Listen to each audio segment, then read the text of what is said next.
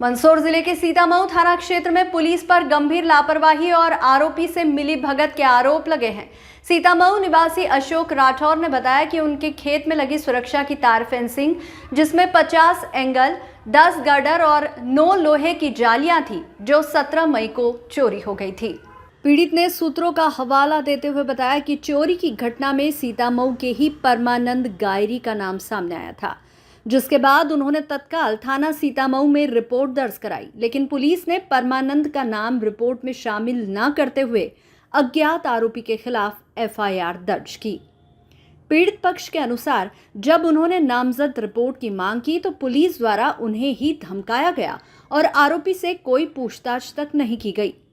इतना ही नहीं, लगभग 8 दिन बाद चोरी गया अधूरा सामान खेत से दूर फिकवाया गया और पुलिस ने अशोक को बुलाकर कहा, तुम्हारा सामान यहाँ पड़ा है, ले जाओ। लेकिन चौंकाने वाली बात यह है कि न तो पूरा सामान बरामद हुआ और न ही आरोपी को गिरफ्तार किया गया।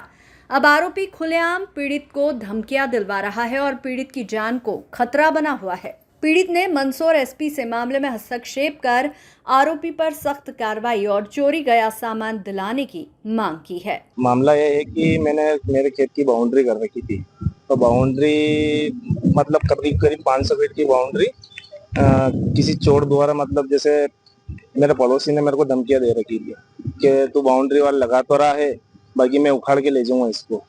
लेकिन मैं मामला पुलिस में लेके जाता हूं तो पुलिस उसके खिलाफ कार्रवाई नहीं करते हुए अज्ञात में मामला लिख लेती है। लेकिन मेरी मांग ये है कि उसको ज्ञात करवा के उस मामले को तो मेरा आपको मालूम है कि चोर कौन है? चोर मालूम है ना, मेरा पड़ोसी, उसने मेरे को धमकियां दी 5 दिन से। नाम है परमानंद, पिता रतन लाल गायरी। कहाँ रहता है? सीतामऊ, मेरी खेत के समक्ष ही उसका खेत है। बाउंड्री वाल काहे की बनी हुई? बाउंड्री वाल पूरी लोहे की और गार्डर पूरी मजबूत करवा रखी थी मैंने। वो सभी लेके गए? सब लेके गया हुआ। थाने में आवेदन दिया आपने? थाने में आवेदन भी दे रखा उसके खिलाफ, लेकिन उसके खिलाफ कोई कार्रवाई नहीं की गई। लेकिन मतलब उसकी लोगों की मिली भगत होगी उसमें माल को नदी के पास में थोड़ा सा कुछ माल 10-15% के करीब माल था, वो नदी में फिकवा दिया गया और पुलिस डायरेक्ट मेरे को ले जाके उस नदी के अंदर खड़ी कर देती है बिगड़ जानकारी की कि ये माल यहाँ पड़ा। तो वो माल वहां कैसे पहुंच गया? जब आरोपी गिरफ्तार नहीं हुआ तो वो माल कैसे पहुंच गया वहां पे? तो पुलिस ने जो माल जब्त करवाया है वो कितना माल है? पूरा माल मिल गया? माल 10% माल है वो।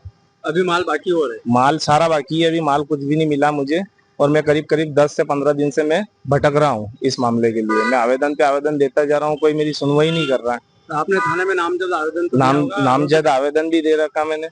और आवेदन में उन्होंने कुछ संज्ञान लिया, बस उनको लगा कि अपने ऊपर कुछ आ जाएगी तो उन्होंने उस मिली भगत करके उससे माल फिकवा दिया। आज इसके आप आवेदन देने या क्या कहना है? अधिकारियों का कहना है कि आप जाओ, हम इस मात्र संज्ञान में, लेकिन उनको एक बार बोलते हैं, क्या बोलते हैं, उसके बाद की प्रक्रिया आगे वो क्या होती है फिर एक बार और देखेंगे हम इस चीज को। SBCN टाइम्स के लिए सीतामऊ से राजेश चौधरी की रिपोर्ट।